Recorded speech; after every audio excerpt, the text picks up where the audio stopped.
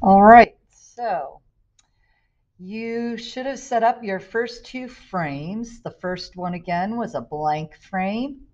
The second frame has your base composition. So these are the shapes and colors roughly organized the way you envisioned them in your sketch on graph paper. Now I'm going to go ahead and zoom out so that I can see the whole canvas and don't have the little menu here covering it.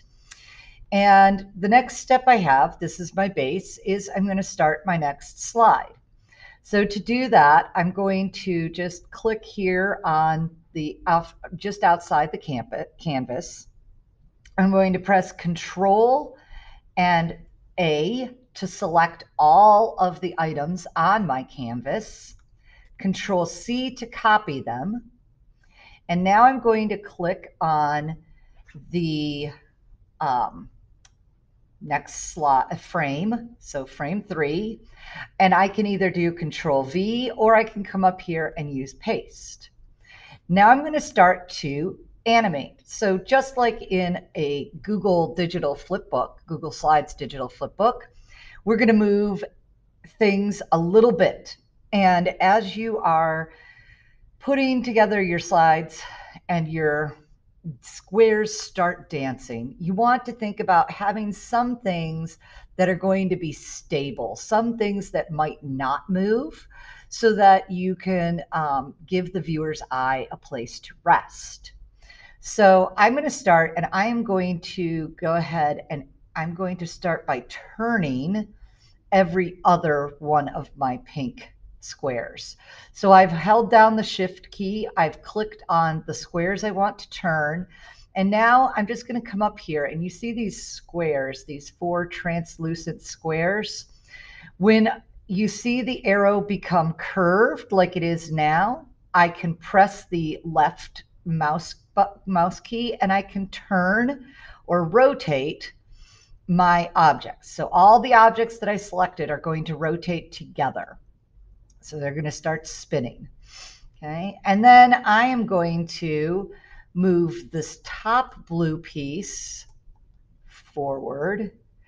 And I've just noticed that I don't have the onion skin on. So right now the background, the white, is completely solid.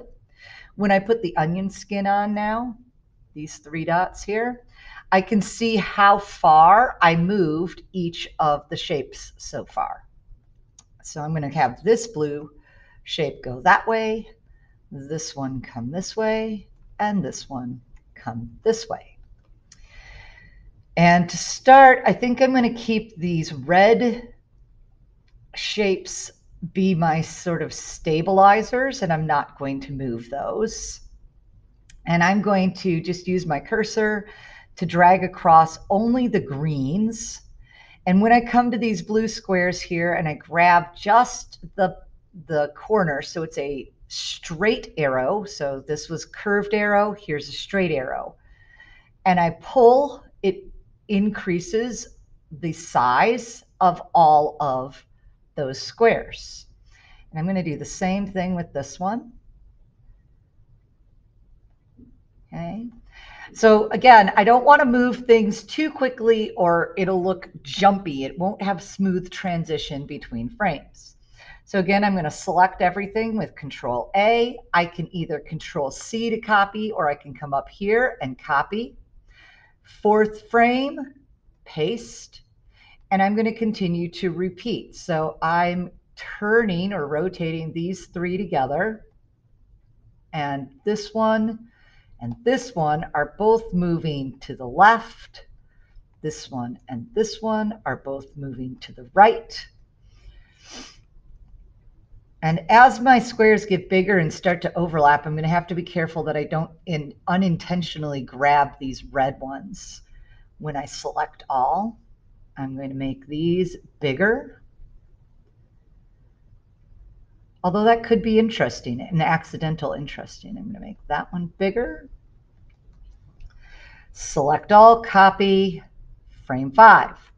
And you're going to repeat that until you have about 20 to 30 frames.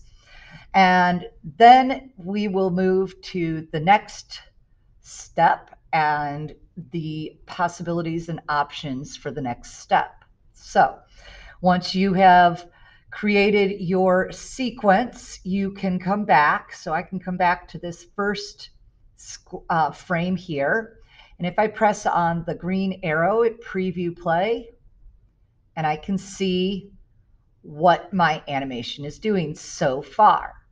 Right? So obviously with going out 15 or 20 slides, I'm going to get a bit more action, and I can connect my movements, the rhythm and pattern of how I move these objects with the music that originally inspired me, for the beat of the music, right? This one feels to me like pulsing trombones.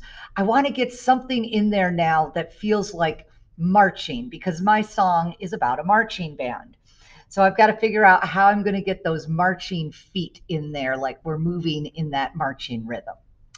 All right, good luck, artists, and I look forward to seeing your creativity soon.